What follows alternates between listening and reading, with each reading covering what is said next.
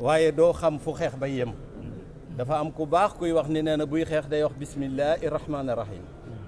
nee na bu xeexee te dara jotu ko ba pare da wax alhamdulillahi rabbil alamin et ça c'est une exception sortie d'une bataille indemne amul fenn te réew mi toll nañu tolluwaay boo xam ne bii li am ba am mooy nañu ressouder wu ñëpp àndandoo doon benn parce que c'est une famille. La famille, c'est le Sénégal. On a une famille qui s'appelle le Sénégal. Et personne n'a le droit de diviser cette famille-là. Personne. Et je dis encore, personne n'a le droit. Il ne faudrait pas que les uns et les autres aient des ambitions pour pouvoir déstabiliser ce pays-là. Parce que le pays est le nôtre, nous devons le construire, mais pas de le détruire. waaw kon ñoo ngi woo ñëpp ñoo ñu joxante loxo Cheikh Mouhamadoul Mountakha nee na mi ngi ñaanal ñëpp. nañu rafetal xol yi nañu fóot xol yi nañu juboo nañu def l'essentiel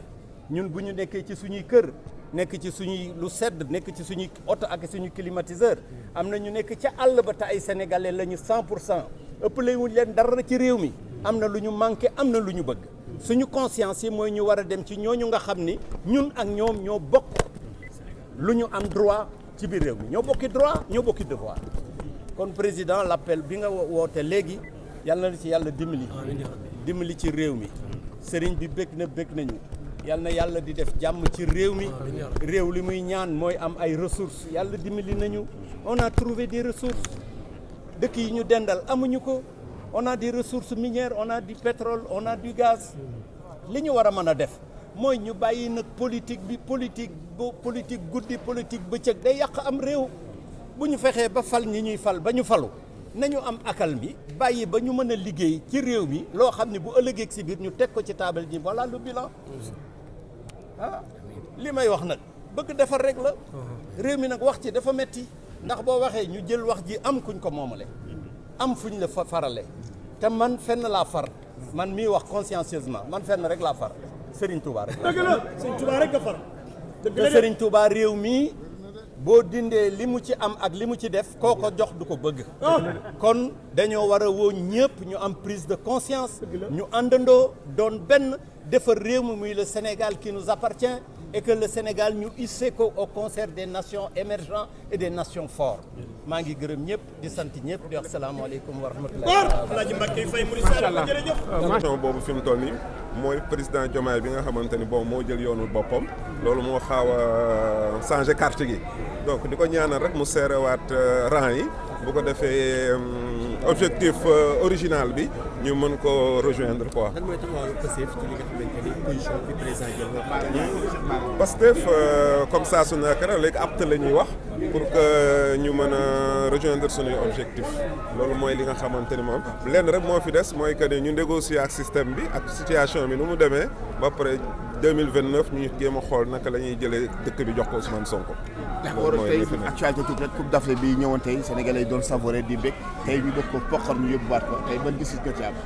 non loolu du sotti parce que fi mu toll nii joueurs yi def nañ li ñu war a def peuple yi def nañ li ñu war a def lenn moo ci des muy diplomatie ak bataille judiciaire comme bataille judiciaire bi entamé. ban message ngay lancé ci turu ki nga xam ne mooy le président waaw ginnaaw bi ñu sante yàlla sunu borom julli ci sangu-sangu yi Seydina Muhammad alayhi salaatu wa salaam santaat yàlla mi sunu borom nga xam ne may nañu ñu fekkee ko woor ko ci weer woo xam ne weer wu sell la jëlee ci li ngeen fi yàlla suñu borom digal muy yërmande jëree ci njëggal waaye itam di ci yaakaar àjjana ci loolu nag ci la ñuy wax sénégalais yëpp déwénati ci par ma voix en ma qualité de délégué national à la vie politique de Gëm Sa Bopp ñuy gërëm sénégalais yëpp vraiment di masawu ñi nga xam ni tolof tolof àdduna ak difficulté économique yi tax na ils sont éprouvés ba mun ñu feete fête bi ci ñi nga xam noonu lañ ko daan defee ñi nga xam ne également caabi da leen féete ginnaaw suñu xel ñi ngi dem ci ñoom mais également ñi nga xam ne ñoo dañoo tëdd ci lalu hôpital yi te seen yaram sutante ñooñu aussi ñi ngi leen di bàyyi xel bu baax a baax rawatina nag suñu jàmbaar yi nga xam ni dem nañ ci ñaar ñett ba ñeent ñoo xam ne ñàkk nañ seen bakkan ci les champs d'honneur pour défendre tout simplement les couleurs de la patrie ñooñu ñu ngi leen di bàyyi xel bu baax a baax di vivifier seen mémoire mais également di leen ñaanal suñu borom ñu jéggal leen bu baax a baax tey tamit ñëpp gis nañu ay jamono bi situation bi nga xam ne moom moo am ci réew mi tey ban jàngat nga ci am.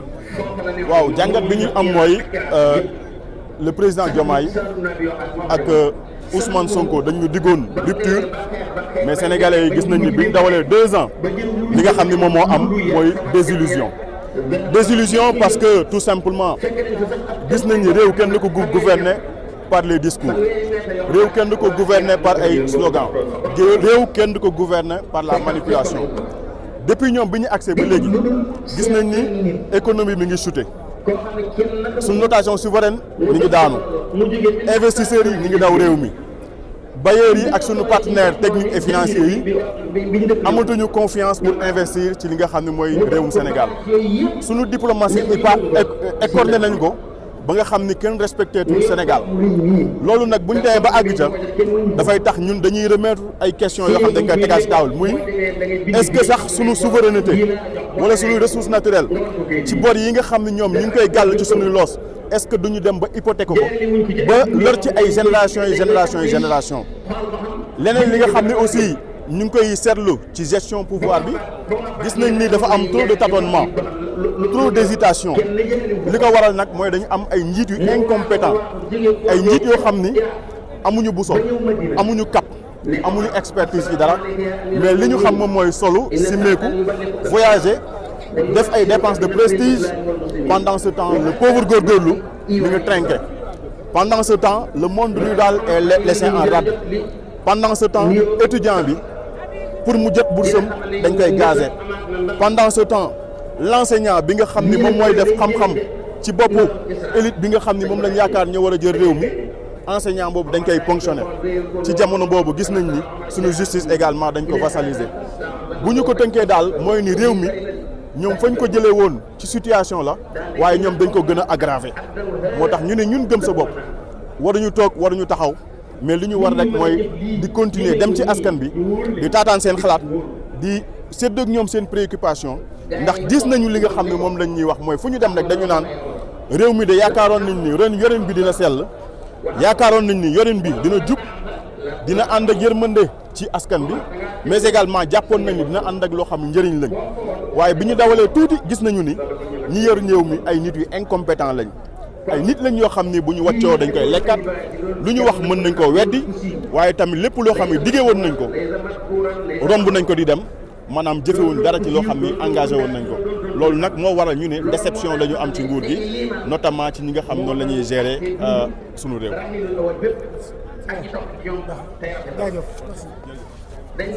waaw ñoo ngi leen di nuyu bu baax di leen baalu àq bu baax a baax di baalu àq mboolem sénégalais yëpp di ñaan yàlla ñu fekke ko déwén di ñaan yàlla Sénégal yàlla yokk jàmm ji yokk naataange gi xat-xat lépp loo xam ne xat-xat la ci biir réew mi suñ borom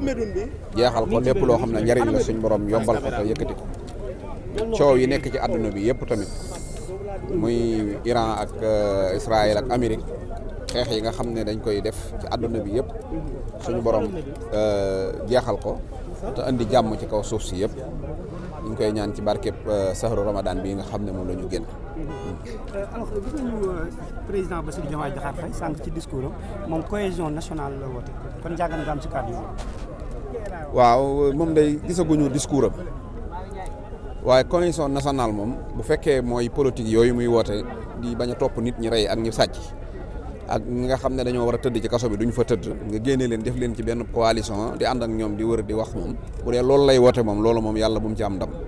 bu fekkee nag réew mu juboo nit ñi am jàmm bu fekkee loolu la ci jublu yàlla na ci am ndam te yaakaar naa réew mi moom comme moom ni mu ko jàppee ci biir boppam naan réew mi dañoo am problème bi may falu ñëpp dañoo wax nu may def ba jubóole loolu moom avec tout le respect sax bu ñu am ci moom waaye loolu moom nekkul lu am ci biir boppam boobu dong la am réew mi ñëpp a juboo 54% ñoo bokk mën a d'accord ci benn nit fal ko 40 nangam yi des yëfalut d'accord nañ moom mu nekk président ñu jiite ko doxagoo ba dajeeg naar ñuy xeex wala kuñ lakk këram ci problème politique kon réew mi ñëpp a juboo ñi wateel Amadou Ba ak ñi wateel Macky Sall ak ñi wateel Diomaye bëri na ci ñoo xam ne ñoo bokk benn kër bokk benn atelier foo dem da nga fay fekk ñetti nit ñu bokk même yéen journalistes yi seen biir place yi am na fi ñoo xam ne ñetti parti politique yëpp dañuy bokk di liggéeyandoo kon moom ñàkk juboo googu muy woote ci Sénégal ba fu mu toll di ko wax loolu na ko bàyyi nit ñi juboo nañ moom moo nekkul ci loo xam ne li ko sénégalais yi fal loolu la caa nekkul su dee dëggay dëgg tey sax korité la waruñu woon a xuloo waaye nag dafa neexul tamit ngay manipuler ay sénégalais te nekk ab président de la république di wax réew mi nañ juboo commission nationale commission am na fi murid yi ay murid lañ tijaan yi ay tijaan lañ xaadir ay xaadir lañ ñoo bokk sëñ Touba bokk Alaaji Malick bokk lépp ñi ci bokkul parti pare na ñoo bokk benn bureau ñi ngi ci banque yi ñi ngi ci atelier yi ñi ngi ci ngénte yi ñi ngi ci sabar yi ñi ngi ci lépp di pare buñ paree kenn ko ne sa opportunité politique am nañ ko bu soo fee gis kenn kuñ lakk këram bu soo fee gis kenn kuñ kar di lakk otoom wala ñu yàq daraam parce que naan ko da ngaa far fi wala da ngaa far fee loolu du problème mi ngi mel ne nga naan lamb ji kenn ko ne yaa ngi supporté kenn bu ñu paree ñoom xam nañ la lamb ji amul problème loolu nag na ko bàyyi daal bu ñu waxee mu naan ay cohésion nationale cohésion am na fi li fi amul mooy jubal jubanti gi mu woowoon sénégalais yi ci loolu la néewut ñu ngi ko ciy woo nag bu jullee ba noppi bañ dem ci korité gi ñu ngi koy ñaan bale gi mu yoroon ne day bale ñiy sàcc bu noppee mbalit mi mu jot a bale bu mu ko def ci poosam di ko jëfandikoo waat parce que mbalit ca mbalit ma la jëm kon ñi nga xam ne ay sàcc lañ ñu dàqe leen ci biir bureau yi bu mu leen defaat ci coalition fas yéene delloo ci bureau yi loolu du noonu waaw. gis nañu kilifa également ñu daal di koy teggi ci place bu mu nekkoon. ñenn jàpp xëy na ay position yu mu jël yu favorable ak. bala maa wax ci kilifa xam nga ñun analyse politique la ñuy def bëggoon na maa wax ci ñaar mooy damaa jàpp ne bu amee benn révélation bu am ci korité ren gi mooy c'est la première fois ñu gis korité jot Ousmane Sonko nga xam fu mu jullee mu dem julli def discours lu ko jiitu da daan nëbbatu bàyyi Diomaye Faye rek mu génn lan moo bees ba tax tey mu génn jullee ci ay bokkam taxaw def discours français def discours olof loolu la ñu war a jàngat jàpp naa ne kuy jàngat politique waaw loolu non loolu moom man digloogu ma discours bi mais digloogu ma discours bi mais loolu mooy révélation wu li mu wax Ahmed mi ngi koy junj léegi wax na ci waaw xaaral dama ne la korité bi ren bi loolu mooy révélation bi mooy Sonko da daan bàyyee Diomaye lépp tëdd na cel léegi nag moom day génn jël lim moom loolu rek maanaam mooy nekk révélation korité gii ci lu bees loo xamante ne maanaam politiquement loolu moom ci la ñu war a xool bu loolu weesoo tamit njàngat nga ci am loolu en fait yow. njàngat li ma ci am mooy daf ko doon bañ a nëbbu moom comme nag moom daa dem ba ca doon lam tëdd fa xam nga maanaam sëñ Abdou Assis Signor moo daa wax ne ku la bañ booy fecc ci ndox sax mu ne yaa ngi may fëndal Sonko daa daan def bu korité jotee mu tëdd ci ron la lam tëdd ñu naan ko yaa ngi may nëbbu léegi nag te day génn kay kon comme bu tëddee ñu ne ko yaa ngi may nëbbu bu tëddul ñu ne ko yaa ngi may nëbbu kay mu génn rek waaw loolu laa ci gis man. loolu mooy misaal bi. mais Sonko ci ay discours am wax na ci wàllu MFDC Casamance lu discours bi mu def tey daanaka mosuñu ko dégg nee na moom li ñu doon xeex depuis 40 ans amul du ñu toog ba heure bi ñuy continuer di ko xeex moom d'accordul pour Casamance am indépendance am wàllu mbay gu yàmbaa bu fa am tamit nee na tool yi dinañu fexe ba nu ñu fa jëlee discours bu véridique bi mu def ci ay mbokkam loolu noo ko gisee. xam nga Sénégal daa am lu ñu war a bàyyi. boo jàngee alxuraan boo ñëwee ci ëtt politique bi ñu ne la boxaaba nga boo dëkkee Casamance boo ñëwee ci ëtt politique bi ñu ne la robel nga te moo ne Edouard Mendy mais taxaw ca camp ya tax bañ gagné Coupe d'Afrique kenn du ko wax robel Sadio Mané mii lijjanti bidi kenn du ko wax robel mais boo ñëwee ci politique moom boo dëkkee Casamance robel nga te moo ne football bii ñi ñu ciy génne ak armée bi boo ci génnee waa Casamance mu jeex stigmatisation boobu ñuy def nit ba bu waxee sax ci robel yi ñu naan discours bi mu def tey leer na ak leerul Sonko ñëpp xam nañ lim doon ñëpp xam nañ ko musul d'accord ci mbirum Casamance te loolu la ci mës a wax loolu mooy li am nañ bàyyi ku dëkk Casamance wala nga dëkk ci nord bi rek sud bi rek boo waxee rek ñu ne la waaw non robel te booy football di dugal duñ la wax robel booy def leneen duñ la wax robel loolu il faut ñu bàyyi loolu quoi voilà xam ne bërki démb rek Sénégal am ndam ak ñëpp di ko souhaité tey ñu bëgg ko foxati ban taxawaay nga ci am ak ban gis nga ci am waaw loolu nag moom xajul fii mais c'est purement politique quoi c'est purement politique parce que ki jël décision bi dafa bëgg a nekk président de la république maanaam purement politique la daal mais jàpp ma ne sax dañ ko def pour am ci ndam mais dañ ko def rek lu ci bëree bëri boo ko décortiquer politique la rek même Maroc googu tamit li ñuy def moom c'est purement politique la rek voilà. ñu bëri jàpp ni fédération bi dañoo xaw a seetaan lu bëri. non seetaanuñ vraiment li leen war lépp ñu ngi koy def maanaam mbir moom léeg-léeg da lay bett goo xam ne doo xam lii lu mu doon daal lii feebar boo xamut mënoo amee garabam. li xew ca Iran jëpp di ko ñaawlu tey ban gis-gis nga ci am en tant que nitu diine. waaw ñaawlu ko rek tey ñaan yàlla maanaam jàmm dellu si waat te itam di am fierté bu baax nag wax dëgg yàlla ci sunu mbokki jullit yooyu parce que taxawaay bi ñu taxaw ku ne xam na ne am fit ak am xam-xam ak ànd ak yàlla rek moo wóor loolu mooy li wér. li ma jàpp kilifa sànq ñu ngi ko doon junj ndox gisee aussi. ndax c'était prévisible. waaw xam nga li ma sens kilifa sax man laajoon ma tamit nag xam nga am na lu rëy lu xew ci réew mi. mooy sëñ Mountakha Mbacké démb tàmbali na pose première pierre jumaay Touba. mu nekk loo xamante ne maanaam duñ ne guléet waaye nag mën nañ ne guléet mooy sëñ Touba bi mu fi jógee ak léegi yàgg na parce que def na li mu def téeméeraat waaye boo xoolee mbir yi nga xam ne moo ko doon taxawul boppam boo ko nattoon tey ak li nga xam ne ay sëtam ak muritam yi ñoo koy taxawul da nga naan maanaam sëñ Touba lam doon def maanaam tey jii lii dafa yokk ba nga xam ne da ngay wax ne sax maanaam loolu nu mu mën a nekk xajut ci xel ak xalaat kon day wane ne ñun murid yi maanaam bu fekkee am na kenn koo xam ne mën nañoo wax ne ab patriote la mooy sëñ Touba ndax moom léppam maanaam ci biir réew mi la ko def léppam ci biir réew mi la ko def maanaam boo demee sax ci bitim réew këram yi nga xamante ne dañ koy jënd ñu tudde ko kër sëñ Touba sax boo xoolee day dem ba wecc ab ambassade parce que ku jaaxle ci doomi Sénégal yi fa ngay dem fa la problème yëpp di réglé woo fa la ñuy takke sëy ya fa la ñuy defee lépp kon yoonu murit maanaam ñoom ay patriote lañ parce que tey loo xamante ne maanaam marché la boo xam ne romb na 100 milliards suñ la waxoon ci croissance bi lan la ciy joué loolu doo ko gëm loolu maanaam doo ko mën a xam te loolu boo ko laajoon économiste yi soo ci jógee màggal yi ñuy wooteek loolu lépp rek dafa am lu muy wane mooy yoonu murit da ci barab bii ñu taxaw yoonu murit daal maanaam moom buñ tuddee seen bopp ay patriote lañ buñ ko tuddee wut ay patriote ndax moom seen dara génnul réew mi seen dara génnul maanaam suufu Sénégal loolu moom kon dañuy ñaan loolu jëf ju rëy la joo xamante ne yoonu murit defaat nañ te doo mës a dégg tamit maanaam yoonu murit woote dara loo xam ne dañ ne financement day jóge bitim réew dugg si wala ñu ne ambassade sangam moo ñu financé wala ñu ne sax dañuy génn réew mi am lu ñuy defi bërëb sangam déedéet lépp ci réew mi lañ koy wootee fi lañ koy dajalee bu ñëwee fi lañ koy defaat bu noppee waa réew mi di ko jariñoo kon ñu ngi koy ñaanal yàlla mu ni mu ko tàmbalee nii mu yeggale ko moom mboolem njabootu Serigne Touba gépp. d'accord Cheikh Bara génn nga wax ni am na ñu la doon topp ba nga tudd ci ki nga xamante ne mooy Mimi Touré juridiquement ba ndax dox nga ci yoon. waaw xam nga loolu dañoo nekkoon ci fukki fan yu koor gu mujj gi daanaka amuñu woon jot lu bari waaye loolu moom noonu ñu ko waxee noonu la demee ñoom ñëw nañ sama kër samay dëkkandoo gis nañ leen pexe yu ñu doon jéem ci man xawma ko moo tax ma wax kook sénégalais yi waaw mais vraiment ca dëgg-dëgg ñoom ñëw nañ sama kër moom taman gisuma leen mais samay dëkkandoo ñoom ñoo leen gis ñi ñëw ci jàkka ji julli si ñoom ñoo leen gis ñu ne ma am nañu taxawoon fii njort nañ ne yow lañ doon xool waaw xam nga man Mimi xam naa ko moom bi mu génnee ci ab Macky Sall waxoon na ne Macky Sall mi ngi koy topp ba koo rey moom xam nañ ñoom li ñuy politique xam nañ ko Mimi Touré boo ko jaaxalee politiquement day jël ngànnaay moom loolu la xam amul nit parewul pour politique ak nit maanaam li mu xam mooy def ay sale boulot pour doxal man xam naa ne moom la parce que politique ñett la Sëñ Tuubaa noonu la ko définir woon dañ lay xupp wala ñu xëpp la wala ñu xàpp la bu dee xupp gi mooy dañ lay njëkk a ñëw woo la ci dialogue ak waxtaan boo ko nanguwul ñu xëpp la xaalis boo ko nanguwul na ñu jël jaasi xàpp la ko mooy rey la léegi nag xëpp nañ ma te ñi ma doon xupp Mimi Touré ci la bokk xëpp nañ ma te xam naa ne ci la bokk kon ñi ma bëgg a xàpp ci lay bokk moom. Sëñ Bara dafay déranger ñu bari ci langue politique. waaw damay déranger kay ndax man damaa ne ci li ma ne am ci fulla di ci doxal mooy gëm Sonko gëm Pastef topp ci maslaawuma ci defuma ci leneen képp ku ànd ak Sonko bu soobee yàlla sama ay doo ko yëg waaye képp ku bëgg a yàq li muy def nag moom bu soobee yàlla foo nekk boo nekkoon ci sa doon la log yaayit ma fekk la fa rocc la wane la loolu mooy seen problème ak man. Cheikh Bara dafa am loi bu ngeen ko voté woon yàggul te boobu ba léegi 10 jours la ñu waxoon ne la ñu am pour président promulgué ko boobu ba léegi dégguñ ci ndax mën nañu xaar tey bu ñu demee ba délai bi mat yéen defu ko yéen assemblée nationale ngeen def loi. waaw loi boobu moom li ma ci wax ne mooy bu ñu waxoon sax ba pare waxuma ci du ma neex mooy Ousmane Sonko moo ko dugal mais président de la République moo ko porté indi ko assemblée nationale muy proposition muy projet de loi ñu wate ko kon jàpp naa ne mën naa yeex mën naa gaaw mais du yeex sax maanaam dinañ ko promulguer président dina ko promulguer ndax bu ko paree wuloon a promulguer du ko porté di ko indi assemblée loolu moom mooy dëgg li ci des mooy loi boobu léegi rek dégg naa Ousmane Sonko wax na ne am na réew yoo xam ne dañ ko ne dañuy jël seen alal pour bañ a financer te Sénégal mën na leen jël leen ngeen dem loolu moom ñoo ko war a njëkk a wax sax nañ téye seen xaalis. waaw loolu moom mooy dëgg waaye nag boo xoolee renégociation bi nga xamante ne maanaam Sonko wax na ko